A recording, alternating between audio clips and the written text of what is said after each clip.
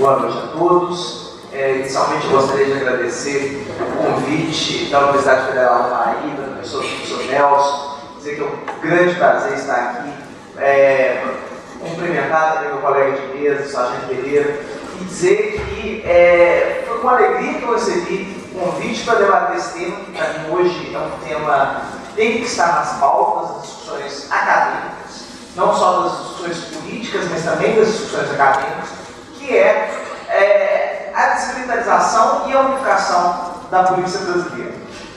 Nós temos essa pauta há muito tempo sendo discutida no âmbito das comissões de direitos humanos, no âmbito da própria polícia, das próprias polícias, né? Mas a academia ainda, as universidades ainda, parece não ter despertado para essa pauta tão importante que é estudar a polícia. E eu falo isso da minha perspectiva de professor de curso de Direito, porque eu vejo o curso de Direito, quando a gente estuda Direito Penal, quando a gente estuda o processo penal, nós muitas vezes estamos preocupados ali com a hermenêutica, né? Nós estamos preocupados com a interpretação das leis, mas às vezes a gente se esquece de que não adianta nós termos um Código Penal maravilhoso, de que não adianta nós termos um Código de Processo maravilhoso, se aquele instrumento do Estado, que é a polícia, vai aplicar aquele código, aqueles códigos, aquelas leis, no primeiro momento, quer dizer, naquele momento tão tenso que é a relação do Estado com o suspeito de um crime, muitas das vezes ela é treinada com uma filosofia completamente diferente da filosofia constitucional, da filosofia legal, da filosofia dos nossos códigos penais, de processo penal, de processo penal e principalmente com a filosofia da nossa Constituição. Então a universidade ela tem que se atentar para isso. Não basta que as faculdades de Direito sejam faculdades onde se aprendam a interpretar normas. Por quê? Porque sociologicamente quem aplica normas são pessoas, são instituições, e muitas dessas instituições não foram preparadas, elas não foram criadas e elas não existem com base na cultura constitucional de 1988. Bom, então diante disso, a primeira questão que eu coloco eu vejo que ainda há poucos estudos dentro da universidade, seja nos níveis de graduação, de final de curso, seja no nível de pós-graduação, de dissertações, de mestrado, de doutorado, discutindo a questão da polícia. E quando elas existem, muitas das vezes são produzidas pelos próprios policiais que ingressam na universidade, como estudantes, e acabam produzindo esses trabalhos acadêmicos. O que não há mal nenhum, muito pelo contrário, é ótimo que nós tenhamos trabalhos produzidos por quem está dentro e convive com essa realidade. Mas é preciso também que haja a visão externa. A polícia, como órgão estatal que ela não pode ser criticada, ela não pode ser pensada exclusivamente por quem está dentro da instituição. Ela deve ser pensada também pelos seus destinatários, por aqueles que vão ser usuários da instituição que é a polícia. Assim como o judiciário, assim como o Ministério Público, assim como a universidade. Quer dizer, nós não podemos querer que as instituições públicas sejam pensadas não somente pelos seus integrantes. Nós não podemos querer que o judiciário seja pensado somente pelos juízes e que o Ministério Público seja pensado somente pelos promotores. Ou que a universidade seja pensada somente pelos seus professores e alunos. A sociedade tem que ser chamada a pensar. E a gente não vê esses trabalhos acadêmicos normalmente produzidos pelos aspas civis. Quando a gente vê normalmente os trabalhos acadêmicos são produzidos pelos próprios policiais. Então, o que nós temos hoje é uma visão bastante limitada do ponto de vista acadêmico em relação à polícia. Porque o que nós temos é uma visão parcial de quem vive um lado da moeda, que é o lado policial. Nós não temos nem sempre esse lado da sociedade, e muito menos o lado do réu, o lado do suspeito, o lado do acusado, porque esse nunca teve voz, esse não tem voz na sua natureza. A academia muito raramente dá voz a eles. Agora talvez seja um pouco mais. Bom, então, pensar na desmilitarização da polícia é uma tarefa que cumpre a nós fazermos, não só pela perspectiva policial. Eu acho que pela perspectiva policial, pelo menos pela perspectiva dos praças, eu tento me colocar para eles, a desmilitarização só tem que trazer ganhos para eles. Mas também, principalmente pela perspectiva da maioria da população que não é policial, né, e que, como cidadão que usufrui desse trabalho, desse serviço público, que é a segurança pública, que é as forças policiais. Então, em primeiro lugar, vamos falar um pouco de como nós temos hoje a estrutura da nossa polícia no Brasil. A polícia, nós temos a Polícia Federal e a Polícia Rodoviária Federal, que aqui não é nosso objeto de discussão propriamente dita. A Polícia Federal e a Rodoviária Federal são polícias civis, né? Então, elas trabalham ali com outro âmbito, no âmbito da Justiça Federal. O que nos interessa na discussão de hoje é as polícias estaduais. Essas polícias estaduais, elas são divididas basicamente em duas polícias. A Polícia Militar, que faz o policiamento ostensivo, o policiamento fardado, né? E a Polícia Civil, que faz o policiamento investigativo. Normalmente é pensado no policial sem fardo. Claro que isso é uma simplificação da coisa, mas basicamente o policial militar é o policial que faz o policiamento ostensivo e o civil é aquele que investiga. Essa divisão que nós temos em todos os estados, é uma divisão que a Constituição traz, né? Não cabe a cada estado decidir como isso é feito, a própria Constituição que assim estabelece. É uma divisão bastante sui generis, porque vocês não vão encontrá-la no resto do mundo, né? A Polícia Militar, como essa divisão de tarefas, vamos dizer assim, com a Polícia Civil, ela só existe em todo o Brasil. A gente tem polícias militares em outros países. Na Europa mesmo nós temos inúmeros países em que há polícia militar. Mas a polícia militar na Europa é algo bastante diferente da polícia militar no Brasil. A começar pelo fato dela ser uma polícia de ciclo completo, que é a polícia que faz a parte ostensiva e também a parte investigativa. Então não há essa divisão de tarefa nas polícias militares europeias. E as polícias militares europeias, elas trabalham eminentemente nas zonas rurais. O policiamento das grandes cidades da Europa é policiamento exclusivamente civil, tanto na parte do policiamento ostensivo, quanto na parte do policiamento investigativo. Claro que talvez vocês tenham ido à Europa e falado, mas eu lembro de ter policiais fardados nas ruas. Sim, mas isso não quer dizer que ele seja militar. Né? Nós vamos ver aqui o militarismo não está relacionado ao sujeito estar uniformizado ou não. Você pode ter perfeitamente um policial uniformizado que não seja militar, que não seja submetido à hierarquia militar, à lógica militar, à cultura militarista.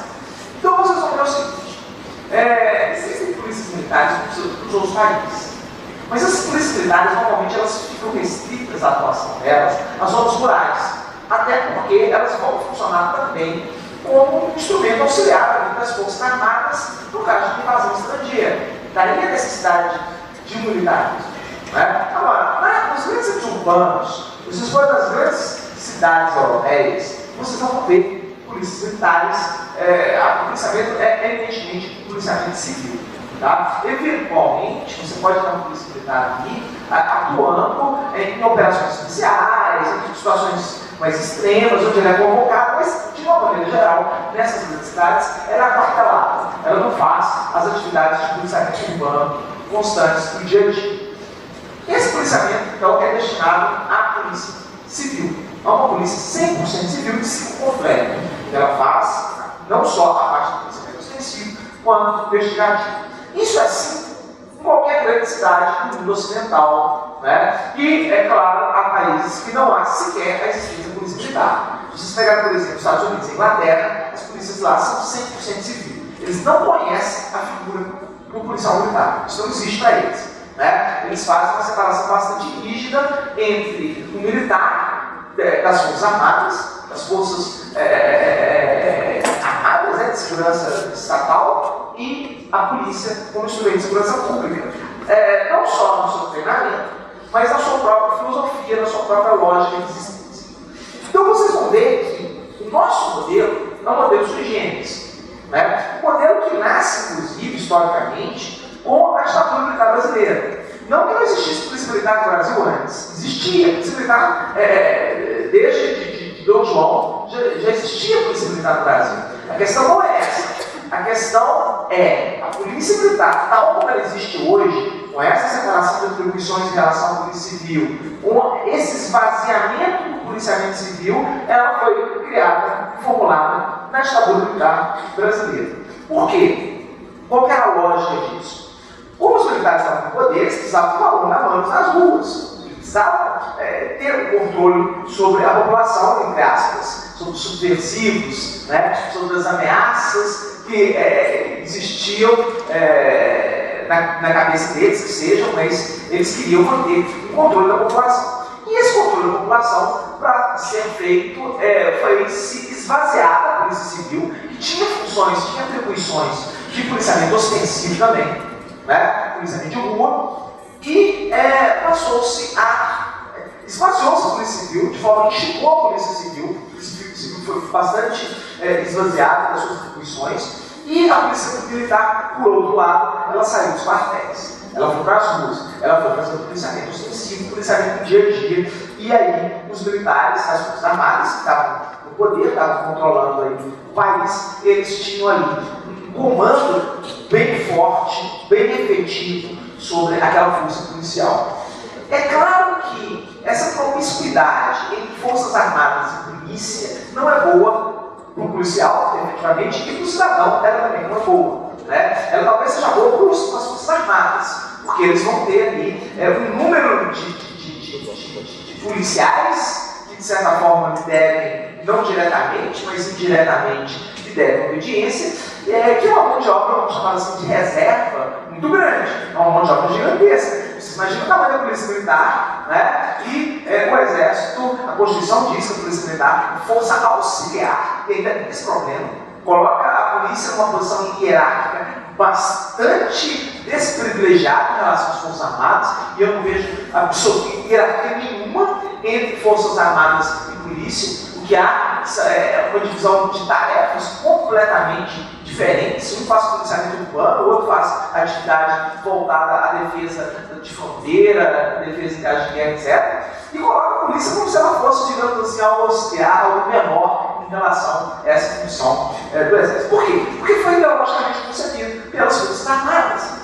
Foi ideologicamente concebido pelas Forças Armadas, e a Constituição de 88, como todos sabemos, naquela época, o que houve em termos de abertura política, os movimentos sociais não estavam suficientemente fortes a ponto de impedir que fosse para a Constituição o modelo anterior, o modelo da ditadura. E acabou que nós tivemos a Polícia Militar sendo consagrada na Constituição, então houve a abertura, né? Mas foi aquela abertura tímida, não foi uma abertura de direta já, e muitas outras questões, não foi uma abertura que se discutiu a questão da anistia, aos torturadores pelo menos, né? E não foi uma abertura que discutiu a questão da militarização da polícia. A polícia foi para a Constituição como uma polícia eminentemente militar. A Polícia Civil, insisto, ainda ela em número de contingente, número de pessoas, ela é muito menor do que a Polícia Militar. Bom, é claro que os interesses das Forças Armadas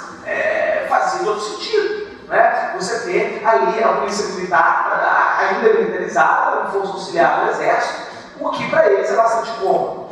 Resta saber se, em termos de policiamento, em termos de lógica de policiamento, isso traz algum benefício efetivo para as atividades policiais, as atividades de manutenção de ordem e segurança pública, né? E não de fronteira. Só o treinamento dele não é para isso, né? Ele não é pago para isso, não é a função dele. Né? Então veja, quando a gente pensa em militarismo, basicamente a gente pensa não só num modelo, mas a gente pensa numa cultura institucional. O militarismo, ele trabalha basicamente com a lógica da obediência hierárquica extrema e da disciplina. Né? Basicamente, a lógica do militarismo é controle sobre a tropa. Os oficiais do militarismo devem ter controle absoluto sobre a tropa. Quanto mais controle sobre a tropa ele tiver, mais a coisa na cabeça deles está funcionando. Isso faz todo sentido no caso das Forças Armadas. Vocês imaginam uma situação de guerra, né? Você tem o seu exército muito menor que o exército estrangeiro, né? O exército estrangeiro vai invadir seu país e você tem que convencer os seus subordinados a não fugir. Né? Você tem que convencer os seus subordinados a enfrentarem aquele risco de morte bastante iminente. Né? E aí, se você não tiver uma obediência, uma estrutura hierárquica, rígida, né? Aquela coisa de fique, né? Fique em nome da pátria, fique em nome da bandeira, né? Lembra lá como a gente cantava no Nacional, era tão bacana. Então, essa lógica nacionalista, essa lógica da subordinação a todo custo, da obediência cega, isso é algo que, no caso de uma guerra, você não faz guerra se você não tiver essa obediência, digamos assim, cega. Se o soldado na guerra começar a refletir sobre o que ele está fazendo, ele deserta.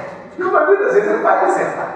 Né? É claro que isso não faz sentido absolutamente nenhum quando a questão é a questão do policial. Primeiro, que o policial não está 24 horas por dia em guerra. A guerra, você tem um período ali longo em que o sujeito está em guerra. Ele não volta para casa para encontrar com os familiares dele, não tira férias, não tem direitos trabalhistas, não tem nada. E o militarismo funciona muito bem. Né? Porque o sujeito ele vira lá quase que um robô na mão do seu comandante. Né? Agora, o policial não. O policial não está em guerra. O policial é um profissional como qualquer. Né? E como tal, ele volta para casa no final do dia, ele precisa de ter descanso, ele precisa de ter férias, ele precisa de ter uma vida normal. E, evidentemente, nós não queremos, eu pelo menos não quero, esse policial que seja obediente cegamente às ordens do seu superior hierárquico. Né? Porque isso não faz com que aquele policial tenha um mínimo de discricionariedade para resolver os problemas concretos. Né? É um treinamento que treina para obediência e não para reflexão crítica sobre o papel dele na sociedade. Então, a primeira questão o militarismo ele é concebido na sua essência, a cultura militar ela é concebida para a guerra. E na guerra não faz muito sentido. Na polícia não. Né? A situação do policial, as tarefas, as atribuições do policial são completamente diferentes. Na guerra, você é treinado desde o início para eliminar o inimigo. A função do soldado na guerra é eliminar o inimigo. Se por um acaso ele balançar a bandeira branca lá, você pode inclusive prender, não precisa matar, não necessariamente. Né? Mas o treinamento é atira primeiro, se por acaso você for uma bandeira branca, você mata. Né? O treinamento policial ele deve ser, ainda que muitas das vezes ele não seja, mas ele deveria ser um treinamento completamente diferente desse treinamento de aniquilar o inimigo. Por quê? Porque o policial ele está lidando com cidadãos, né? Com cidadãos brasileiros, o país em que o trabalho, o país onde ele vive. E como tal, não cabe a ele aniquilar quem quer que seja. Porque esse julgamento, se o sujeito é criminoso ou não cabe a ele. Porque é muito simples no caso de uma guerra, eu falar, o sujeito da outra bandeira, ele é o inimigo. Não tem que fazer grandes julgamentos. Né? Se eu tenho um exército do meu país, um exército do outro país, ele é inimigo, eu sou amigo, eu protejo o meu exército e combato o outro. Coisa simples.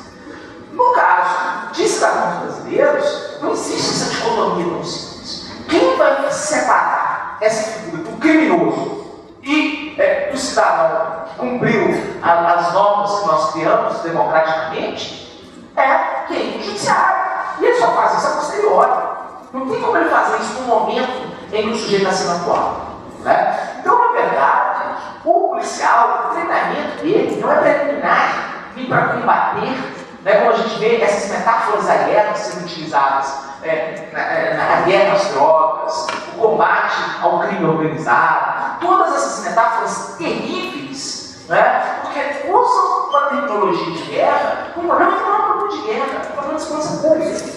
Esses indivíduos eles têm que ser presos, encaminhados à autoridade judiciária, ao Ministério Público, onde eles vão ser julgados, processados e, eventualmente, condenados, se assim nós entendemos pelos procedimentos que nós, Estado Democrático de Direito, estipulamos para o caso.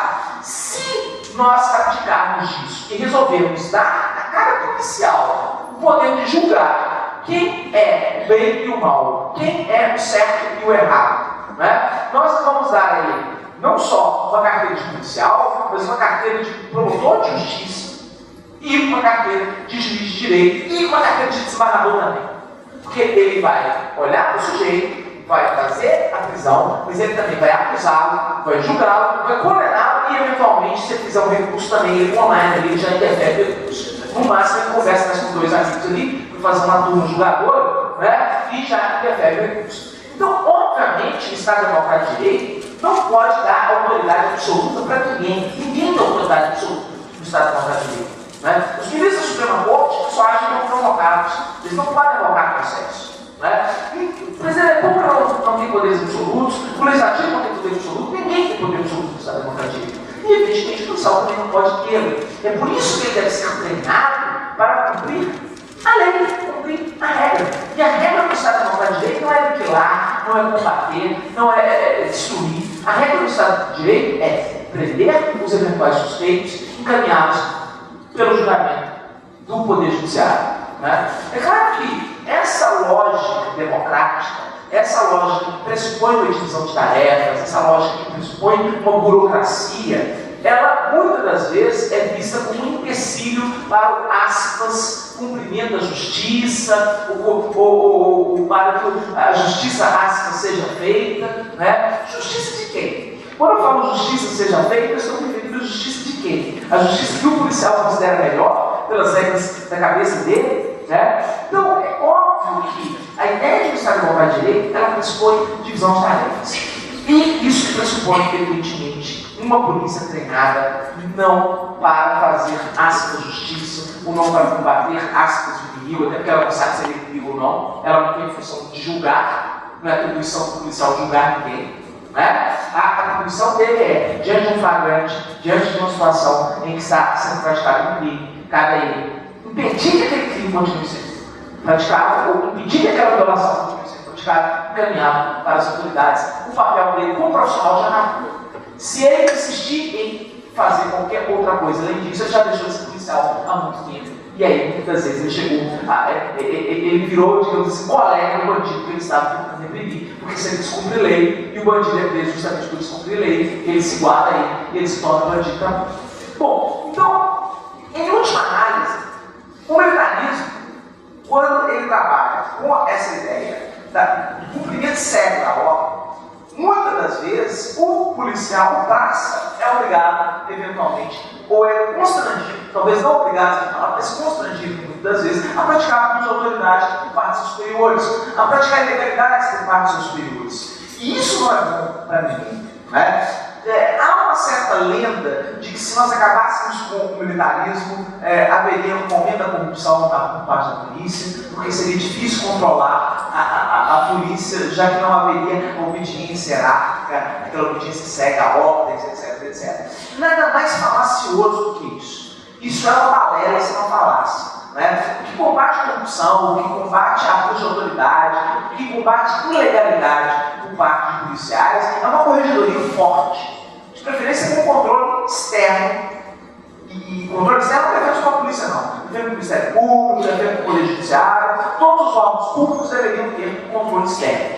Né? Agora, quando se tem a hierarquia, quando se tem o controle rígido, como nós temos atualmente, isso não acaba com a corrupção. Isso muitas vezes concentra a corrupção na mão de alguns oficiais. Por quê? Porque se você é um oficial e você tem um poder muito grande na sua mão e você resolve praticar um ato de corrupção ou você praticar ilegalidades, não necessariamente na ordem da corrupção, mas ilegalidades de uma forma geral, muito dificilmente um subordinado seu vai poder te colocar como comparente, sem se arriscar como profissional, sem arriscar sua carreira e sem arriscar, inclusive, ser preso. Né? Por quê? Porque a hierarquia militar, ela coloca, acima de tudo, a obediência. Então, é mais importante que ele seja obediente, é muito mais fácil ele ser punido por desobedecer ao superior hierárquico dele, do que praticar uma ilegalidade contra um subordinado ou contra um civil. Né? Então, veja, esse discurso de que nós precisaríamos de uma obediência hierárquica, uma obediência militar, para nós combatermos a corrupção, é absolutamente falaciosa. Se nós pensarmos em termos de corrupção, nós colocamos aí, vamos comparar só de sacanagem a polícia do Rio, a polícia de São Paulo, com a polícia de Nova York, que é uma polícia 100% civil. Né? Então, por esse raciocínio, a polícia de Nova York, que é 100% civil, deveria ser uma verdadeira balbúrdia, né? E a polícia do Rio deveria ser um exemplo de práticas de humanidade, de respeito às normas e à lei para o mundo. E a gente sabe que não é bem assim. Né? Não é o fato de nós termos militarismo que garante que o policial vai respeitar a lei. Pelo contrário, porque se você tiver um oficial que resolva descumprir a lei, os seus subordinados vão estar numa situação muito difícil. E muitas vezes acontece isso, de fato, isso é. Outro problema grave do militarismo, voltando na questão do treinamento, é que muitas das vezes o treinamento policial é muito violento. Ele é treinado para ser violento. Não só para obedecer ordens, mas para ser violento. Como ele é treinado no combate ao inimigo, muito desse treinamento é violento. Então o sujeito entra para a polícia, ele passa no concurso, e ele vai fazer o treinamento dele, e boa parte desse treinamento implica, muitas das vezes, em humilhações do recruta, do sujeito que está entrando, até para firmar a obediência. Né? Vamos mostrar quem manda nessa parada. Né? E o recruta, muitas vezes, ele aprende isso na marra, das piores formas possíveis, sendo submetido às mais diversas humilhações possíveis. E, obviamente, uma humilhação é um ato de violência simbólica muito forte. E não podemos subestimar a violência simbólica. Muitas vezes ela não só simbólica, mas as humilhações são físicas. Né? Mas imaginemos que elas sejam simbólicas. Mesmo as simbólicas são muito fortes. E aí eu lhes peço um esforço aqui imaginativo. Imagine você numa situação dessa, em que você recebeu o treinamento durante alguns meses ou anos, você entra numa cultura institucional de obediência cega, de respeito e de humilhações por parte dos superiores, e você vai para a rua e se depara com quem? Com um criminoso. Assim, você lá, você é um soldado, você entrou na polícia agora, você está lá obedecendo todo mundo, não tem ninguém que você mandar. Né? Em quem que você vai, para quem que você vai passar toda aquela violência, todas aquelas humilhações que você tem sofrido ao longo da sua atividade profissional? O civil, né? Porque a base da pirâmide militar não é o soldado. Engana-se quem acha que a base da pirâmide militar é o soldado. A base da pirâmide militar é o civil, especificamente o criminoso, o suspeito de uma prática de crime. Se ele for pobre, se ele for negro, se ele for marginalizado, aí ele é mais base da pirâmide ainda, porque ele não tem a possibilidade de reclamar através de um advogado, através das instituições, etc, etc. Então ele é extremamente vulnerável a esse tipo de violência. E ela vai acontecer porque nós, sociedade, treinamos essa polícia para agir assim. No momento que nós admitimos que o recruta da polícia possa sofrer humilhações, no momento que nós admitimos que o recruta da polícia possa sofrer violências no seu treinamento, nós estamos dizendo, nós queremos uma polícia que seja violenta. Se a sociedade admite isso, se ela admite que qualquer funcionário público, no exercício das suas funções, possa sofrer algum tipo de violência, é óbvio que ele vai passar aquela violência para alguém. Ele está aprendendo aquilo para ser usado. Né? E ele vai passar aquela violência inevitavelmente para quem? Para o hipossuficiente da jogada, que é o cidadão, e se ele estiver praticando crime, e se na cabeça dele ele for um criminoso mesmo, inevitavelmente ele vai realizar o julgamento, aí ele está lascado. Né? Porque na maioria das vezes ele não tem a capacidade de defesa, porque ele não tem acesso a um advogado. Eu não sei como é que é aqui no estado da Paraíba, mas em Minas Gerais a defensoria pública é absolutamente sucateada. Nós temos um tratamento assim, completamente desrespeitoso à instituição que é a defensoria pública, de uma importância ímpar no Estado Democrático de Direito, né? E ele é completamente desrespeitado. Então ele vai realizar esse julgamento porque ele foi treinado para agir dessa forma. Ele está ali representando o bem. A sociedade falou, você é o bem, haja da forma como o bem tem que agir. Né? Então vejam, esse tipo de cultura não pode ser uma cultura institucional de uma polícia do Estado Democrático de Direito. Mas a gente tem que começar como? A gente começa na base. Nós temos que treinar aquele indivíduo que entrou na polícia, cheio de ideais muitas vezes, né? Querendo às vezes mudar o mundo, fazer justiça mesmo. Nós temos que treinar a respeitar as leis. A começar pelo professor dele na academia de polícia, respeitando as leis dele, os direitos dele como Estado. Né? Então, o que acontece é, nós temos que ter a cultura da legalidade, a cultura da obediência às leis, o respeito às normas, o respeito às instituições e o respeito aos cidadãos, né? Ao servidor público, ao policial e ao acusado da prática de um crime, ao culpado da prática de um crime, porque os culpados também têm direito de ser respeitados, senão a gente vira barbárie, se cada um for fazer justiça com as próprias mãos, vai ser um negócio complicado, né? Porque cada um tem sua balança bem diferente dos demais, não é isso? Então, na verdade, essa cultura do treinamento, essa cultura da lógica militarista, que, insisto, Na guerra pode até funcionar muito bem, né? Porque as circunstâncias de uma guerra são circunstâncias muito extremas. Né? Agora, para o policiamento do dia a dia, não pode, nenhum soldado passa a vida inteira na guerra. E o policial é carreira, o policial vai passar a vida inteira dele trabalhando daquela forma. Eu não posso submetê-lo a um estado de guerra permanente. Isso pode, na sua essência, isso está errado, na sua concepção filosófica, isso está errado. Né? Então, o que nós temos que pensar é, quando a gente quer acabar com o militarismo, não é acabar com a farda, ou acabar com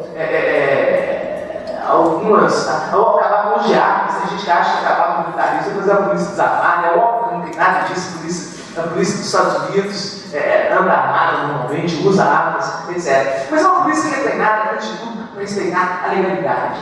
Uma polícia, claro, que não é panaceia, óbvio que não é panaceia. Né? Existem problemas de corrupção, existem problemas de ilegalidade, qualquer polícia comum, são instituições humanas. Né? Enquanto forem instituições humanas, nós vamos ter desvio de conduta, é óbvio que não. Né? Agora, a questão é, a própria instituição ela tem uma cultura de violência. Tá? Ela é concebida filosoficamente para ser violenta. Isso é extremamente complicado. É claro que as polícias também, como são estaduais, esse tipo de cultura de violência ela vai ser diferente em cada estado.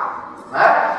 Eu não conheço a realidade da polícia aqui da Paraíba, da polícia militar da Paraíba. Né? O que eu posso falar para vocês é das polícias que eu conheço. As polícias do Sudeste, você pegar a polícia de São Paulo, extremamente violenta. Extremamente violenta. A polícia do Rio de Janeiro é extremamente violenta. A polícia de Minas é bem menos violenta. Tá? Mas ela é ainda violenta.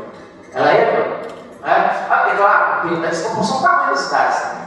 Né? Agora, a lógica do militarismo ela está associada à violência. Ela sempre está associada à violência. E ela traz consigo ainda uma coisa que eu considero uma das mais absurdas previstas na nossa Constituição, que é a justiça militar. Uma justiça para julgar o policial militar, os militares, não só o policial, mas os militares em si. Vocês imaginem, eu sou professor de uma universidade pública, na Universidade Federal de Minas, e eu costumo dizer que eu gostaria muito que eu tivesse uma justiça formada por professores para me julgar os crimes que eu praticasse com os meus alunos. Vocês imaginem que beleza que seria, né? Se eu xingasse um aluno na sala de aula, se eu batesse um aluno na sala de aula, e me julgaria criminalmente. Se eu matasse um aluno na sala de aula, o aluno desrespeitou, eu falei contigo. Né? Aí eu seria julgado pela justiça, digamos assim, docente, a justiça universitária. É óbvio que não faz sentido nenhum isso. Né? Aí, há o argumento de que, o argumento normalmente utilizado para se defender a justiça militar é de que eles conhecem melhor a realidade de atuação do policial militar. Peraí, se isso for válido, quando o sujeito for acusado de erro médico, esquecer uma tesoura na barriga do paciente, ele tem que ser julgado pela justiça médica. Né? Nós vamos criar a justiça médica, isso vai valer para qualquer profissão. Se o negócio deve ser julgado por pessoas que conhecem bem a realidade da profissão dele, qualquer crime praticado no exercício da sua profissão, nós vamos ter que criar uma justiça própria para o julgamento dele naquela situação. Né? É claro que se pode argumentar que há mais crimes praticados por policiais do que por médicos no exercício da profissão. Não sei, talvez eu acho que boa parte dos erros médicos eles sejam até esquecidos. Mas, de todo modo, é um problema quantitativo. É um problema da concepção da coisa. Né? Justiça é uma. Justiça eu não posso começar a dividir justiça de acordo com as conveniências do momento. Né? Então, veja, é claro que o policial hoje, por exemplo, a justiça, a Polícia Federal, o policial federal, o policial também tem que julgar a justiça comum. A justiça federal, mas a justiça comum. Né? Ele não tem a justiça da Polícia Federal. Né? Assim como o policial civil não tem a justiça da Polícia Civil. Né? O policial rodoviário federal não tem a justiça da Polícia Rodoviária Federal. Né? Então, nós temos que pensar numa justiça que seja uma justiça igual para todos. Muito se argumenta de que a polícia militar seria, de que a justiça militar ela seria até mais igual do que a própria justiça comum. E para isso eles trazem algumas estatísticas mostrando que o número de condenações é muito grande. Só que essas estatísticas, como toda estatística deve ser analisada com olhares muito críticos. Né? Que tipo de condenações nós temos na justiça militar? São condenações de praxis ou condenações de oficiais? Né? Porque o que eu vejo, pelo menos na justiça militar, tá? Que eu conheço, condenações, normalmente de cárceres, muito poucas condenações judiciais. É esse tipo de justiça que eu quero, uma justiça seletiva, que pune o sujeito que está lá na rua, na base da pirâmide, e deixa os oficiais lá blindados. É esse tipo de justiça que eu quero. E é uma justiça que pune por muitos desvios de conduta. O policial foi com a faca suja, o policial esqueceu de bater na audiência, não quis bater, ou desacatou o superior hierárquico dele. Quer dizer, pune quando o desvio é praticado em relação ao superior hierárquico ou contra a instituição. Né? E não pune os abusos de autoridades praticados contra o civil, as violências praticadas contra o civil. Né? Essas há um corporativismo muito grande, e o corporativismo é para as instituições, não é só uma exclusividade da polícia. O judiciário é extremamente corporativista, o judiciário é uma caixa preta. Né? Quando eu critico o judiciário no Facebook, e eu critico não só o judiciário, eu critico o Ministério Público, critico a polícia, critico a universidade. Né? Às vezes eu critico o judiciário, mas falando mal da universidade, eu acho que eu vou ficar chateado, que eu vou ficar triste porque eles estão falando mal da universidade. Se a crítica for verdadeira, né? eu não levo a coisa do lado pessoal. Né? Mas quando a gente critica o judiciário, parece que o juiz se sente ofendido. Né? Se xingar, vai no juiz, ele fica menos ofendido. Porque se você xingar o Poder Judiciário, né? Então ele leva aquilo absolutamente para o lado pessoal, né? Dentro de uma lógica muito corporativista. E que a gente vê muitas vezes em relação à polícia militar, a polícia civil também, as polícias de uma forma geral, que é um corporativismo muito grande, uma lógica corporativista. Se eu falo mal da instituição, é como se eu estivesse falando mal do funcionário, do setor, daquele indivíduo que está lá dentro daquela instituição. Então veja, quando se pensa na desmilitarização, o que se pensa é uma mudança cultural, uma mudança cultural que vai se refletir antes do treinamento, que vai ser um treinamento, não treinamento de guerra, não treinamento de violência. Polícia é uso de força, né, gente? Ninguém tem ilusão de que polícia não é uso de força. É claro que a gente pode pensar numa polícia comunitária, uma polícia treinada para negociar, uma polícia treinada para mediar, mas a função da polícia é uso de força mesmo. Não há dúvida quanto a isso. Eu não discuto isso. E é bom que seja assim. É muito importante que nós tenhamos um órgão do Estado que use a força quando a força se faça necessária. A discussão não é essa. A questão de legalidade. O uso da força está autorizado em vários casos na nossa legislação. Inúmeros casos na legislação. Eu cito só o exemplo mais óbvio, a legítima defesa de terceiro. Quantas e quantas vezes a polícia age em legítima defesa de terceiro? Muitas das vezes, inclusive, matando o criminoso. E eu, como professor de direito penal, falo com bastante tranquilidade. Muitas vezes é perfeitamente lícito e legítimo que a polícia mate o criminoso. Se tem um refém lá, já está botando na cabeça dele. Você já tentou negociar, aquilo não vai dar certo. Eventualmente, o disparo pode ser a melhor opção. Claro, você tem opções antes. Você tem a negociação, você pode tentar vencer o jeito do cansaço, etc. Mas é possível que seja uma opção. A legítima defesa de terceira é um recurso válido, início muitas vezes. O que eu não posso fazer é admitir que cabe ao policial escolher ali e falar: não, eu acho que isso dentro do culpado mesmo, eu já vou resolver aqui, já vou ajudar, já vou mostrar dele, já vou matá-lo, já vou torturar, e aí eu já que o judiciário não resolve, ele resolveu. Né? Porque essa não é uma lógica de polícia.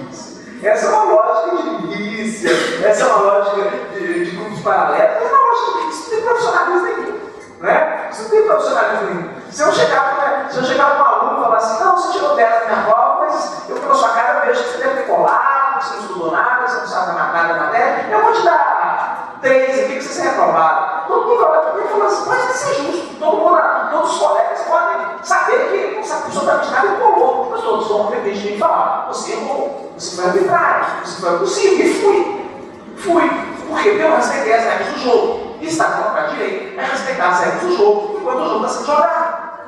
E muitas vezes as regras do jogo implicam em resultados aparentemente injustos. Quantas e quantas vezes a gente está assistindo um jogo de futebol, o nosso time está lá, batalhando, jogando melhor, meteu já 2, 3 bolas na trave, e acaba o jogo 0-0. Você fala: pô, foi injusto. Mas não cabe o juiz no meio do jogo e falar assim: não, beleza, estou achando que você está injusto, o time está jogando melhor mesmo. Eu vou fazer uma regra nova aqui, toda vez que a bola for na trave, a bola é meio gol. Aí no final está 1 gol e meio o jogo, o meu 1,5 a 0. É óbvio que não faz sentido nenhum isso. Então as instituições, elas precisam respeitar as regras do jogo. Democracia é respeitar as regras do jogo. E policial ele tem que ser treinado para respeitar, não superior hierárquico, cegamente. Ele tem que respeitar as regras do jogo. Ele não tem que respeitar a autoridade de uma pessoa. Ele tem que respeitar a autoridade da Constituição. Ele tem que respeitar a autoridade das leis. É essa autoridade que nós temos que ensinar o sujeito a respeitar. Não a autoridade de indivíduos. Os indivíduos podem ser interditados. Os indivíduos, não existe indivíduo bom na sua natureza. E o poder corrompe muito. Você dá autoridade para o sujeito, ele tende a abusar da autoridade dele. Qualquer um. Não tem santo. Nós somos humanos. Se você der autoridade na mão do sujeito, ele vai abusar. Se ele der autoridade, eu vou abusar da autoridade. Tá? Agora, eu tenho consciência disso porque eu tenho que minimizar esses meus alunos. Eu falo isso para os meus alunos. Minha posição de professor na sala de aula é uma posição de autoridade. Eu sei disso. Eu sou consciente disso. Eu tento me controlar. E peço a eles que me também. Eu nem sei que é possível. Muitas vezes eu viro e falo assim, eu vou marcar a prova nesse dia que eu não vou no dia. Como eu sou professor, eu escolho. É um ato de autoridade, não é democrático fazer isso. Muitas vezes a gente faz isso. Por quê? Porque quem tem poder tem que usar o poder que tem. Muitas vezes tem que usar. Então veja, a estrutura da coisa tem que mudar, a lógica tem que mudar. E essa lógica é uma lógica que implica uma mudança institucional. É claro que essa mudança institucional não vai fazer com que a nossa polícia se torne a polícia da Suíça do dia para a noite. Né? Nós temos anos e anos aí de uma cultura de violência, de uma cultura de arbitrariedade. O Brasil é uma democracia muito jovem, uma democracia, nós estamos aprendendo a ser democratas agora. Né? Republicanos, então, eu acho que a gente nem chegou a ser. Né? Nós precisamos proclamar a república ainda. Né? Nosso conceito de público e de privado é um conceito assim, muito eficiente, muito pobre ainda. Né? Ele precisa ser muito aprimorado. Então nós estamos aprendendo a fazer isso na democracia. E esse aprendizado da polícia não vai ser do dia para a noite. Nós precisamos aprender a fazer uma polícia democrática. Nós precisamos criar essa instituição. Não simplesmente falar assim, ó, os policiais, decidam aí. Vocês que fazem polícia, vocês que entendem da coisa, decidam. Não pode ser assim. A polícia ela é um órgão do Estado como qualquer. Ela precisa chamar a sociedade civil, ela precisa ouvir a sociedade civil. Nós precisamos construir isso juntos. Claro, também nós da sociedade civil, não podemos ser petulantes e falar, nós vamos construir sozinhos, né? Empurrar isso, goela abaixo, tudo dos policiais. Mas isso tem que ser dialogado, isso tem que ser pensado na universidade, na academia. Não vai ser do dia para a noite. Nós temos duas propostas de lei na Constituição que prevêem a desmilitarização e a unificação da polícia. Com a diferença que uma delas, ela não faz diretamente, mas ela autoriza que cada Estado federado assim o faça, se as Assembleias Legislativas Estaduais assim entenderem por bem. Então, essa que seria uma proposta, digamos assim, moderada, ela autorizaria alguns Estados que estariam numa situação mais madura, e vamos pensar assim, de unificar e desmilitarizar seus polícias. Né? Minas Gerais, por exemplo, é um estado que eu considero suficientemente maduro. As polícias militar e civil, elas já trabalham, de certa forma, com uma certa parceria. Claro que existe essa rivalidade, que é uma rivalidade que não beneficia ninguém, não beneficia o policial militar, não beneficia o policial civil e muito menos, né, a população. Né? Mas em alguns estados essa rivalidade é muito grande. Eu insisto, não conheço a realidade aqui da Paraíba. Agora, o fato é, no momento em que se autoriza os estados a unificar a polícia, os estados eles já há uma parceria, um trabalho mais ou menos conjunto. Essa coisa me parece que vai se dar de uma forma natural. Aqueles estados que ainda não estão tão maduros assim, talvez eles vão, com o tempo, perceber o sucesso da unificação, porque a unificação é custoso. Nós temos um problema muito grande, que é o problema da carreira. Hoje o sujeito quer ser policial, ele tem que escolher se ele quer ser policial civil ou se ele quer ser policial militar. Porque é um problema imenso. Né? Porque como acontece nos Estados Unidos, o sujeito escolhe, eu quero ser policial. Minha profissão vai ser policial. Então o que ele faz? Ele faz um concurso e ele entra na polícia. Ele entra para a polícia e ele começa a fazer o policiamento ostensivo. Com o passar do tempo, o que ele faz? Ele faz concursos internos que levam à categoria de investigador. Então ele sai do policiamento ostensivo e ele passa para a condição de investigador. E aí ele vai subindo na carreira, então começa a chefiar número de policiais, vai chefiando. Só uma curiosidade, vocês que assistem aí, às vezes, seriados, esses enlatados norte-americanos, às vezes vocês ouvem falar de sargento, às vezes vocês ouvem falar de tenente, capitão, esse tipo de coisa. Apesar do que sugere o nome, que são nomes de patentes militares, e se a gente fosse, é uma tradução bem literal que eles fazem mesmo. Isso não quer dizer que eles são militares, eles não são militares. A estrutura da polícia americana é civil, tá? Ainda que os nomes sejam nomes de patentes militares. Eles não são patentes, são cargos, tá? São cargos de funcionários públicos, como outros quaisquer. Então o que acontece? No Brasil não, porque como são duas polícias, ele tem que escolher se ele quer ser policial militar, portanto fazer policiamento ostensivo, ou se ele quer fazer polícia investigativa. O que gera uma situação inusitada, porque ele pode fazer concurso para a Polícia Civil e ele já entra como policial direto como investigador. Ele que nunca teve experiência de policiamento de rua ou policiamento ostensivo, ele já cai direto na condição de investigador. O que é um problema seríssimo, meu filho, né? Você deve indivíduo que nunca teve vivência de rua e manda ele para ser investigador policial. O nosso modelo não permite, então, salvo seja a polícia militar, ele fala, vai largar a polícia militar, mas eu vou para a polícia civil. Mas não é a regra, tá? E por outro lado, nós temos um problema seríssimo na polícia militar, é aquele desvio de função. Porque o sujeito é policial, ele escolheu ser policial, a carreira que ele escolheu para ele, e muitas das vezes o futuro dele como policial militar, com o passar do tempo, é sair da rua, é sair da atividade propriamente policial, atividade fim, e fazer trabalhos burocráticos. Quantos e quantos policiais que eles pedem, digamos assim, uma promoção, e eles são jogados ali para atividades administrativas, que são atividades de auxiliares administrativos. Não é? Só tem curso de você policial, porque evidentemente é o cargo dele, que é o enquadramento da função dele. Então, no momento que eu verifico a polícia, eu tenho uma carreira muito mais nacional, eu tenho uma única polícia, eu tenho uma única corporação, e essa polícia vai ser a carreira natural dele, que vai poder tanto optar por aquele policiamento ostensivo, se ele quiser, por exemplo, vai comandar as pessoas do policiamento ostensivo, isso acontece nos Estados Unidos, por exemplo, ou ele vai poder simplesmente pedir para fazer um trabalho investigativo, que é um trabalho, digamos assim, mais, vou dizer de gabinete, mas é um trabalho menos de rua, vamos dizer assim. Tá? Então veja, voltando então para a gente já buscar pelo menos a minha finalização, depois a gente vai ter as falas aí e depois o debate certamente será bastante frutífero. Agora, eu quero saber o seguinte, isso não vai mudar do dia para a noite. É óbvio que não vai mudar do dia para a noite. Se você falar comigo, amanhã nós vamos desmilitarizar e a polícia vai virar uma polícia maravilhosa, vai virar uma polícia europeia.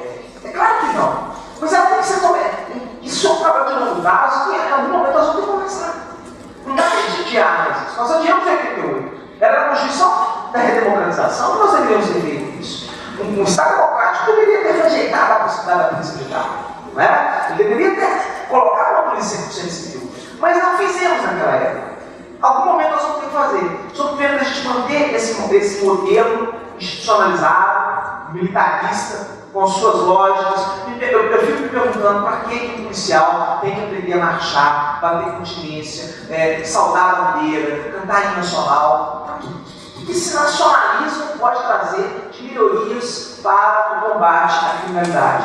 Qual que é a vantagem disso? Nenhuma, absolutamente nenhuma. Nós precisamos de uma polícia profissional, uma polícia que respeite as leis, uma polícia que não julgue, mas uma polícia que encaminhe os suspeitos para serem julgados pelas autoridades, porque na democracia, a base da democracia é a separação de poderes. E o militarismo, a lógica dele é justamente o contrário, é a concentração de poderes. O coronel, o general das Forças Armadas, o coronel da polícia, ele tem poderes muito concentrados na mão dele. E no Estado de vontade de lei não interessa a ninguém concentração de poderes. Né? Nós seremos, quanto mais democráticos, quando nós tivermos uma estrutura mais